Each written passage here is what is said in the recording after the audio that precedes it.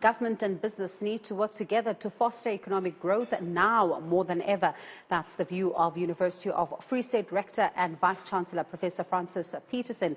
He says although he believes that government can and should contribute to economic growth, the private sector, business and industry hold the key as well. And the professor joins us now to elaborate on his view. Professor, good evening. Thank you so much for your time tonight. Certainly, there's never been a time where the economy really needs a plan, a recovery plan, now like any other. Yes, good evening and good evening to the viewers.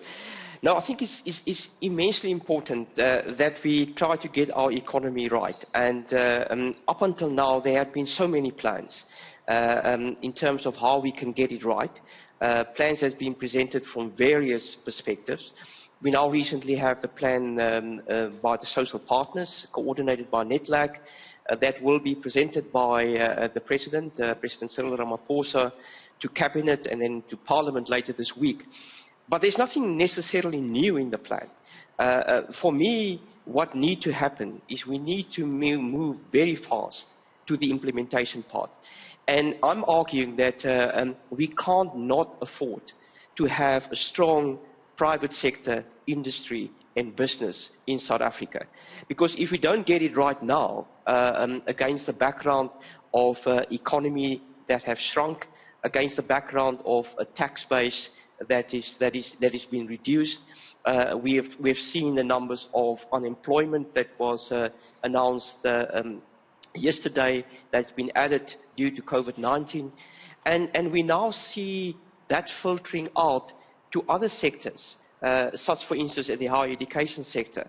And therefore, my plea is really for everybody, specifically business, industry and commerce, together with government, and try to see that we get the implementation of those plans up and running.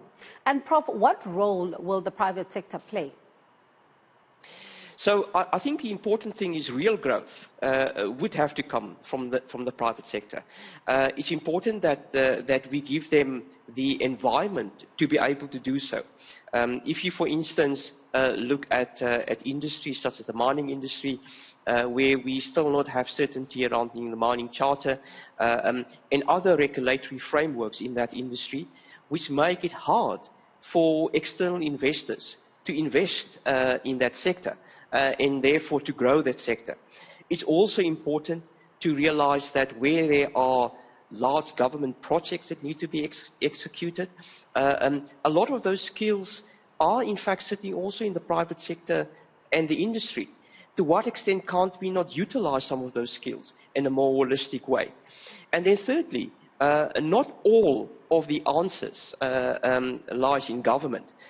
There's a lot of those answers in terms of stimulating the economy, in terms of growing the economy, that sits in the private sector, industry and commerce.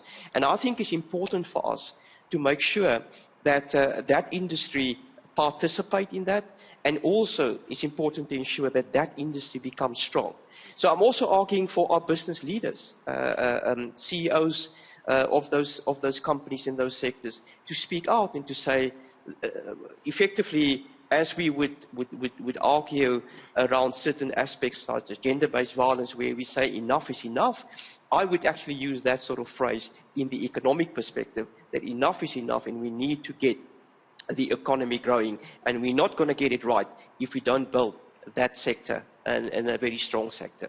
Talking about building very strong sectors, there are also concerns around SOEs. These are, continuous concerns, particularly around some of the SOEs that have, received continued bailouts, and these bailouts are bleeding the economy dry.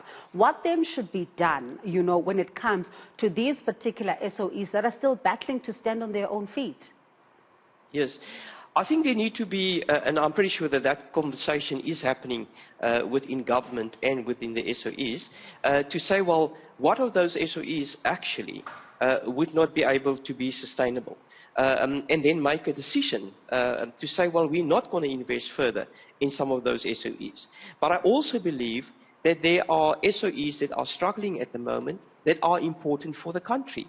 And it's important for me to get those SOEs around the table and to see where there are shared expertise, shared services, for instance, between a Transnet and an Eskom and a Telkom or any other SOE where we could share some of those resources. For me, what COVID-19 and what our economy now needs is much more stronger collaboration and much more stronger sharing of resources. And where there aren't actually a plan to make it sustainable, we need to make a decision and not be pussyfooting around it and say, that is what we're going to decide. This SOE is not going to exist or is not going to exist in the current form. And for me, those sort of discussions should not only take place in the Ministry of Public Enterprises or within government. We should bring in the skills of the private sector, industry and commerce to participate and to also not only advise, but also to work together to be able to say, well, how can we strengthen that sector as well? Do you think that also the salary bill should also be looked into as well? Because we have seen the finance minister also talking about Eskom, for example, to say that its salary bill is, is bloated, and also looking at the fact that the public sector wage, in fact, it's on its own, is also a concern for the economy. And there have been concerns of job losses, but at the same time, whether or not we can afford the wage bill that we have in the public sector. Yeah, and I think what it actually boils down to, I agree with the wage bill, but what it actually boils down to is are the people that are occupying those positions, are they contributing to the best of their ability and effectiveness to be able to the mandate that is required either from government or either from the SOEs? That probably is the first question that one need to unpack and one need to understand. So it's not just say let us reducing the wage bill, because you might cut some of the critical positions that is important for that entity to grow and to move forward. But one need to say, well, what are those positions, those skills that might not be talking directly to where we want to take a specific SOE? What are the positions in government that is not necessarily needed to be able to deliver a mandate of a specific department or a specific ministry? And that sort of assessment is important to do. But I agree that in general, if you look at overall, that there is definitely a case to be made that we need to reduce the public wage bill. We need to look at the SOEs and to see whether the wage bill or the remuneration or the staff remuneration is not out of kilter, and to see whether the positions that are currently there are actually needed.